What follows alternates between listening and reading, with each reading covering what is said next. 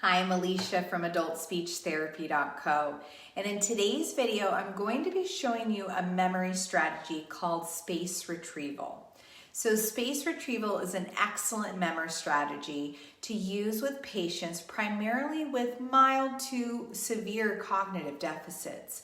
You may have seen it also commonly used with dementia. It's a great strategy to use with functional items in a patient's home or room. So with spaced retrieval, we start out with one question. For instance, an orientation question like, where are we right now? Ask the question and wait for immediate response. If it's correct, you're going to move on to the next step. If it's not correct, repeat it and then try again in 15 seconds. Ask the question again. Wait 15 seconds, and if it's correct, then you move on and double that time to 30 seconds. If they continue to get it correct, you move up, doubling the time, 1 minute, 2 minutes, 4 minutes, and so on.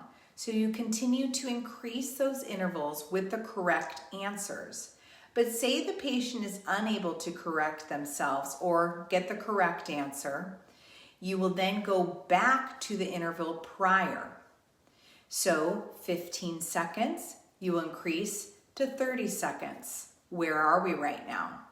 They get it incorrect at 30 seconds. I'm going to go back to the 15-second interval. This can be used all the way up to 30 minutes or beyond. Typically, I'll have patients do consecutive 3 sessions of spaced retrieval for a certain target. And once they have accomplished that goal, you can move on to the next goal. This is a great task, like I said, for using functional items within their room, their home. You can use it related to safety features like locking your wheelchair brakes or their walker brakes. So good luck teaching your patients how to use spaced retrieval.